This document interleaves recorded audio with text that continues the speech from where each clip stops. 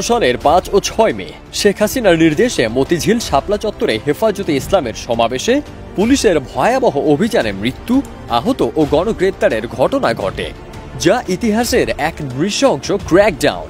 তৎকালীন প্রধানমন্ত্রী শেখ হাসিনার নির্দেশে পরিচালিত এই চুয়াডাঙ্গা জেলা জামায়াতের কর্মী সম্মেলনে প্রধান অতিথির বক্তৃতায় তিনি কথা বলেন। আমির বলেন, জামায়াতের নেতারা মিথ্যা মামলায় ফাঁসি পেয়েছেন, হাজার হাজার নেতা খুন হয়েছেন, কিন্তু দেশ পরিবর্তনের জন্য তারা থামবেন না। যতদিন না বৈষম্যহীন, মানবিক এবং দুর্নীতিমুক্ত বাংলাদেশ প্রতিষ্ঠিত হয়, ততদিন আমাদের সংগ্রাম চলবে বলে এ সময় হুঁশিয়ারি দেন জামায়াতের আমির। দুর্নীতি ও অর্থ আত্মসাতের অভিযোগে সম্প্রতি যুক্তরাজ্যের নগর মন্ত্রীর পদ হারান শেখ হাসিনার ভাগ্নি টিউলিপ সিদ্দিক। এবার মেয়ে সাইমা ওয়াজেদ পুতুলের অসঙ্গতির কারণে চাপের মুখে পড়তে যাচ্ছেন শেখ হাসিনা। এমনই এক নিবন্ধ লিখেছেন কলকাতা ভিত্তিক সাংবাদিক মনোদীপা ব্যানার্জি। তিনি বাইবেল থেকে উদ্ধৃতি দিয়ে বলেছেন, চাকরি হারাচ্ছেন ২ শতাধিক পুলিশ সদস্য, যার মধ্যে রয়েছেন ডিএমপির প্রভাবশালী কর্মকর্তারা। তালিকায় রয়েছেন এক সময়ের দুর্দণ্ড প্রতাপশালী পুলিশ কর্মকর্তা মোহাম্মদ হারুনুর রশিদ, ডিএমপির প্রভাবশালী যুগ্ম কমিশনার বিপ্লব কুমার সরকার, যুগ্ম কমিশনার এস.এম. মেহেদী হাসান, সঞ্জিত কুমার রায়, সুদীপ কুমার চক্রবর্তী, অতিরিক্ত উপপুলিশ কমিশনার রাজীব দাস, রওশানুল হক সৈকত, সহকারী পুলিশ। আসসালামু আলাইকুম দর্শক, নতুন একটি ভিডিওতে আপনাকে স্বাগতম। বাংলাদেশের যে বর্তমান রাজনৈতিক পরিস্থিতি এবং প্রেক্ষাপট সৃষ্টি হয়েছে, তারই আলোকে বেশ কয়েকটা গুরুত্বপূর্ণ ভিডিও নিয়ে হাজির হয়েছি, যার কিছুটা অংশ বিশেষ ভিডিওর শুরুতেই দেখছেন। দর্শক, ভিডিওর শুরুটা দেখেই কিন্তু বুঝতে পেরেছেন আজকের নিউজটা কতটা গুরুত্বপূর্ণ হতে চলেছে। তাই বলবো, যারা ভিডিওটি দেখছেন না টেনে সম্পূর্ণ ভিডিওটি মনোযোগ সহকারে দেখতে থাকুন, তাহলে আজকের বিষয়টা বুঝতে পারবেন। দর্শক, এই বিষয়ে আর কিছুই বলবো না, চলুন দেখে আসি আজকের সেই কাঙ্ক্ষিত ভিডিওগুলো। তার আগে বলবো, যারা এখনও চ্যানেলটি সাবস্ক্রাইব করেননি, অবশ্যই সাবস্ক্রাইব করে পাশে থাকা বেল বাটনটি অন করে দিবেন। আর যারা ইতিমধ্যে সাবস্ক্রাইব করেছেন তাদেরকে অসংখ্য ধন্যবাদ। তো চলুন দর্শক, ভিডিওতে একটি লাইক দিয়ে ধারাবাহিকভাবে সবগুলো ভিডিও দেখে আসি।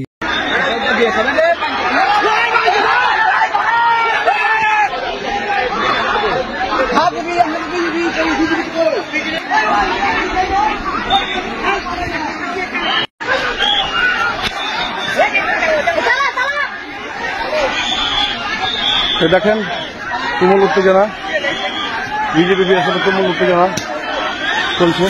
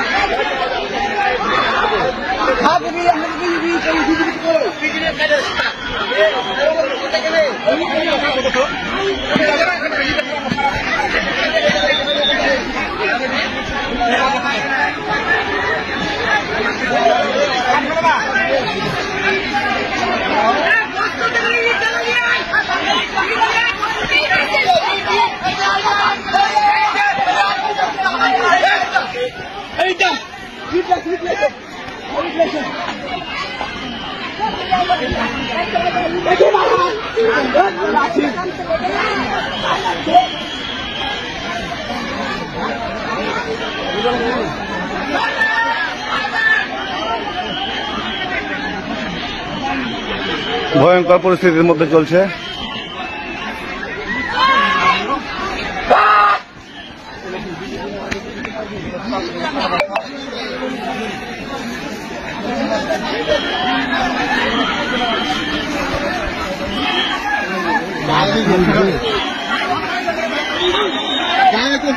বিজেপিতে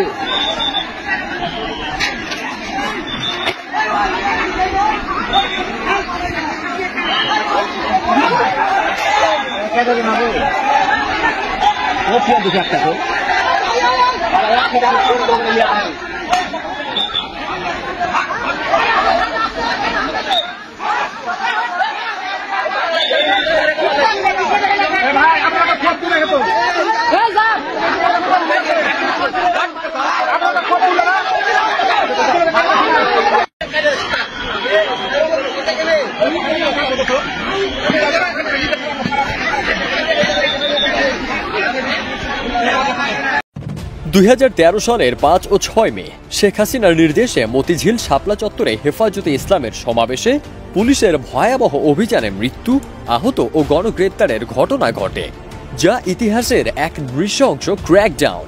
তৎকালীন প্রধানমন্ত্রী শেখ হাসিনার নির্দেশে পরিচালিত এই অভিযানের নামকরণ করা হয় অপারেশন ফ্ল্যাশ আউট।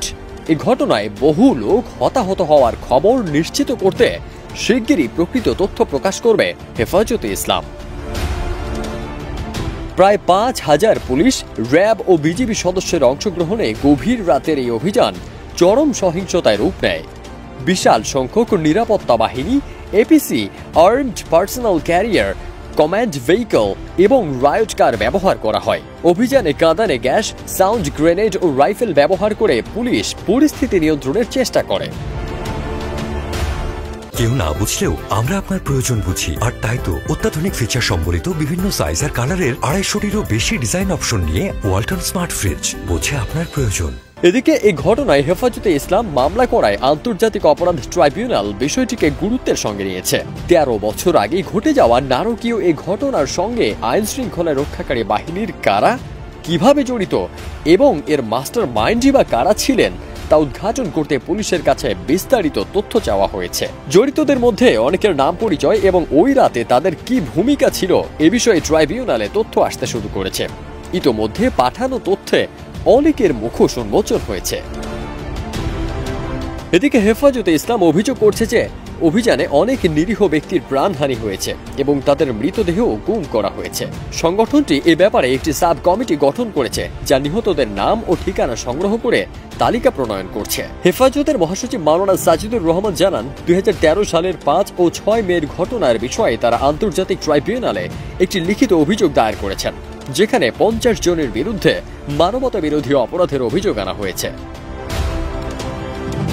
এই ঘটনার ১৩ বছর পর সরকার ও নিরাপত্তা বাহিনীর জড়িত থাকার বিষয়টি আরও স্পষ্ট হয়ে উঠছে বলে দেশের শীর্ষ এক সংবাদ মাধ্যমের প্রতিবেদনে উঠে এসেছে। শাপলা চত্বরে এই ভয়াবহ অভিযান, যা মূলত রাজনৈতিক সিদ্ধান্তের ফল ছিল, এখন বিচারিক তদন্তের আওতায় এসেছে এবং এর ফলাফল সরকারের জন্য গুরুতর পরিণতি ডেকে আনতে পারে বলে মানবিক বাংলাদেশ, দুর্নীতিমুক্ত বাংলাদেশ কায়েম না হওয়া পর্যন্ত আমরা থামব না বলে মন্তব্য করেছেন জামায়াতে ইসলামীর আমির ডক্টর শফিকুর রহমান।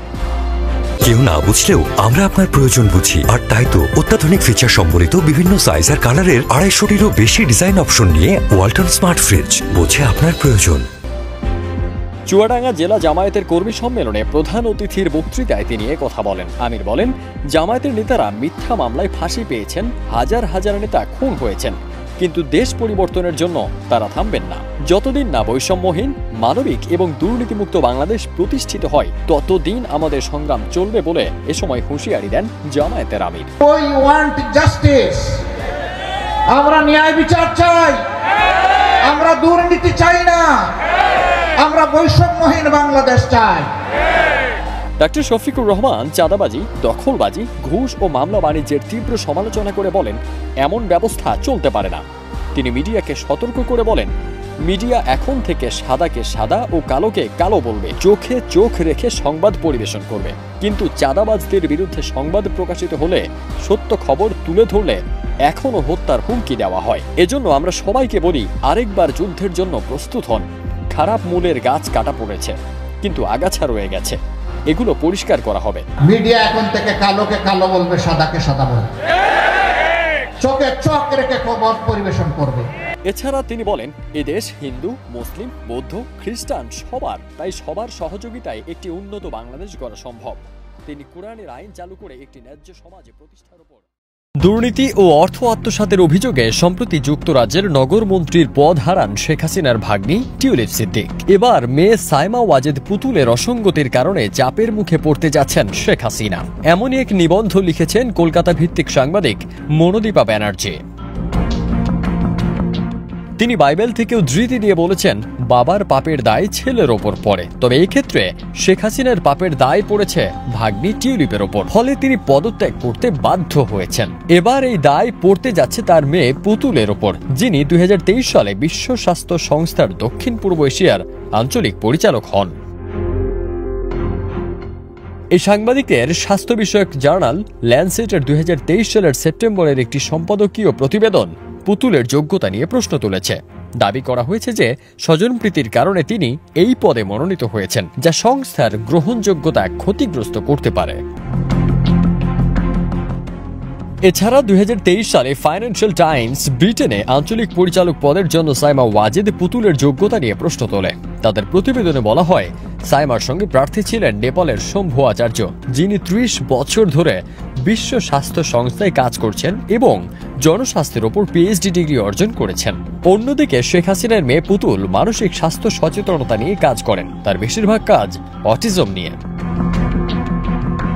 প্রতিবেদনে আরো বলা হয়, সাইমা ওয়াজেদ স্কুল সাইকোলজিস্ট হিসেবে প্রশিক্ষিত এবং একটি দাতব্য ও গবেষণা সংস্থা পরিচালনা করেন। একটি আন্তর্জাতিক সংস্থায় বড় বাজেট পরিচালনার অভিজ্ঞতা তার নেই। আঞ্চলিক পরিচালক হওয়ার আগে পুতুল তার মা ও তৎকালীন প্রধানমন্ত্রী শেখ হাসিনার সঙ্গে বিভিন্ন সফরে যেতেন। ফারদিন স্যার চাকরি হারাচ্ছেন 2 শতাধিক পুলিশ সদস্য, যার মধ্যে রয়েছেন ডিএমপির প্রভাবশালী কর্মকর্তারা। তালিকায় রয়েছেন এক সময়ের দুর্দণ্ড প্রতাপশালী পুলিশ কর্মকর্তা মোহাম্মদ হারুনুর রশিদ, ডিএমপির প্রভাবশালী যুগ্ম কমিশনার বিপ্লব কুমার সরকার, যুগ্ম কমিশনার এস.এম. মেহেদী হাসান, সঞ্জিত কুমার রায়, সুদীপ কুমার চক্রবর্তী, অতিরিক্ত উপপুলিশ কমিশনার রাজীব দাস, রওশানুল হক সৈকত, সহকারী পুলিশ কমিশনার মফিজুর রহমান পলাশ ও ইফতেখার মাহমুদ সহ আরও অনেকে। এদিকে গত 5 জুলাই ছাত্র জনতার অভ্যুত্থানে আওয়ামী লীগ সরকারের পতনের পর পুলিশের উচ্চ পর্যায়ের অর্ধ শতাধিক কর্মকর্তাকে এরই মধ্যে বরখাস্ত ও বাধ্যতামূলক অবসর দেওয়া হয়েছে। পুলিশ সদর দপ্তর ও ডিএমপি সংশ্লিষ্ট বিষয়টি নিশ্চিত করে বলেন, তারা পুলিশ বিভাগে উচ্চাভিলাষী কর্মকর্তা বলে পরিচিত ছিলেন। এসব কর্মকর্তার বিরুদ্ধে একাধিক মামলা রয়েছে এবং তারা কর্মস্থলে অনুপস্থিত ছিলেন। পুলিশ সদর দপ্তর ও ডিএমপির সূত্র জানায়, শিগগিরই স্বরাষ্ট্র মন্ত্রণালয় এ বিষয়ে ব্যবস্থা নেবে। পুলিশ সদর দপ্তরের মিডিয়া বিভাগের এআইজি ইনামুল হক সাগর জানান, 2024 সালের 1 আগস্ট থেকে 17 সেপ্টেম্বর পর্যন্ত 187 জন পুলিশ সদস্য কর্মস্থলে অনুপস্থিত ছিলেন। এর মধ্যে বিভিন্ন পদমর্যাদার কর্মকর্তা যেমন DIG, police super, SI, ASI ও কনস্টেবল রয়েছেন। মোহাম্মদ হারুনুর রশিদ ওরফে ডিবি হারুন অতিরিক্ত ডিআইজি হওয়ার পর নানা বিতর্কিত কর্মকাণ্ডের জন্য সেলিব্রিটি পুলিশে পরিণত হয়েছিলেন। তিনি 2013 সালে শাপলা চত্বরে হেফাজতের অভিযানে ও 2021 সালে ডিবির প্রধান হিসেবে আলোচিত হন। 2024 সালের জুলাই মাসে ছাত্র জনতার অভ্যুত্থানে সরকার। দর্শক, আমি আশা করি আপনি সবগুলো ভিডিওই মনোযোগ সহকারে দেখছেন। সেই সাথে দর্শক, এই ভিডিওগুলো সম্পর্কিত যদি কোনো তথ্য এবং মতামত থাকে তাহলে কমেন্টে জানাবেন। এতক্ষণ সাথে থাকার জন্য ধন্যবাদ। আজকের মতোই এ পর্যন্তই। আল্লাহ হাফেজ।